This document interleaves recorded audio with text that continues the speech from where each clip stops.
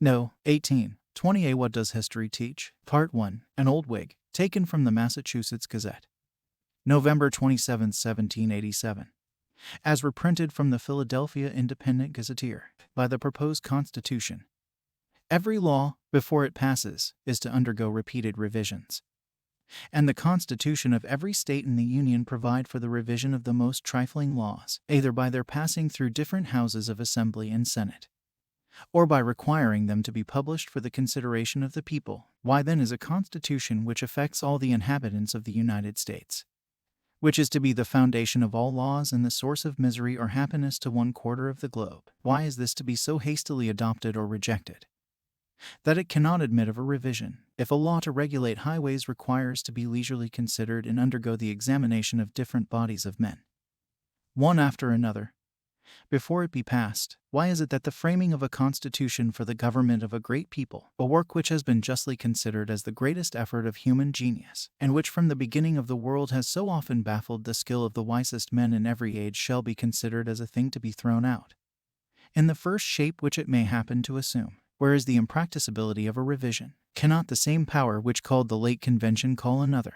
Are not the people still their own masters? If, when the several state conventions come to consider this Constitution, they should not approve of it in its present form, they may easily apply to Congress and state their objections. Congress may as easily direct the calling another convention as they did the calling the last. The plan may then be reconsidered, deliberately received and corrected, so as to meet the approbation of every friend to his country. A few months only will be necessary for this purpose, and if we consider the magnitude of the object, we shall deem it well worth a little time and attention. It is much better to pause and reflect beforehand, than to repent when it is too late, when no peaceable remedy will be left us, and unanimity will be forever banished. The struggles of the people against a bad government, when it is once fixed, afford but a gloomy picture in the annals of mankind. They are often unfortunate.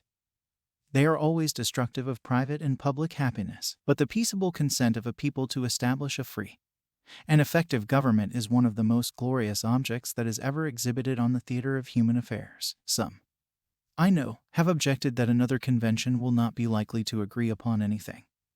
I am far, however, from being of that opinion. The public voice calls so loudly for a new constitution that I have no doubt we shall have one of some sort. My only fear is that the impatience of the people will lead them to accept the first that is offered them without examining whether it is right or wrong. And after all, if a new convention cannot agree upon any amendments in the Constitution, which is at present proposed, we can still adopt this in its present form, and all further opposition being vain, it is to be hoped we shall be unanimous in endeavoring to make the best of it. The experiment is at least worth trying, and I shall be much astonished if a new convention called together for the purpose of revising the proposed Constitution do not greatly reform it. It is beyond a doubt that the new federal Constitution, if adopted, will in a great measure destroy, if it does not totally annihilate, the separate governments of the several states. We shall, in effect, become one great republic. Every measure of any importance will be continental. What will be the consequence of this? One thing is evident, that no republic of so great magnitude ever did or ever can exist. But a few years elapsed, from the time in which ancient Rome extended her dominions beyond the bounds of Italy,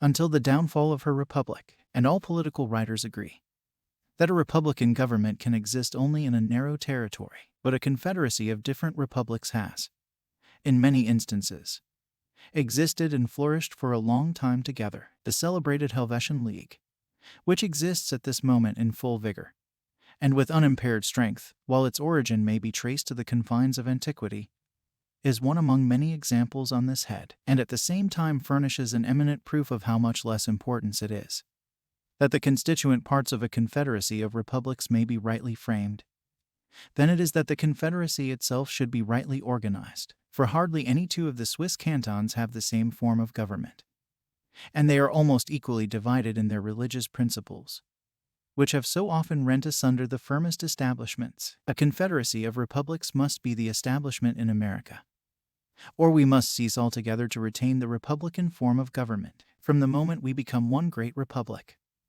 either in form or substance, the period is very shortly removed when we shall sink first into monarchy, and then into despotism. If the men who at different times have been entrusted to form plans of government for the world had been really actuated by no other motives than the public good, the condition of human nature in all ages would have been widely different from that which has been exhibited to us in history. In this country, perhaps we are possessed of more than our share of political virtue, if we will exercise a little patience and bestow our best endeavors on the business. I do not think it impossible that we may yet form a federal constitution much superior to any form of government which has ever existed in the world. But whenever this important work shall be accomplished, I venture to pronounce that it will not be done without a careful attention to the framing of a Bill of Rights. In different nations, we find different grants or reservations of privileges appealed to in the struggles between the rulers and the people, many of which, in the different nations of Europe, have long since been swallowed up and lost by time, or destroyed by the arbitrary hand of power. In England, we find the people, with the barons at their head, exacting a solemn resignation of their rights from King John, in their celebrated Magna Charta, which was many times renewed in Parliament during the reigns of his successors. The Petition of Rights was afterwards consented to by Charles I and contained a declaration of the liberties of the people. The Habeas Corpus Act, after the restoration of Charles XI.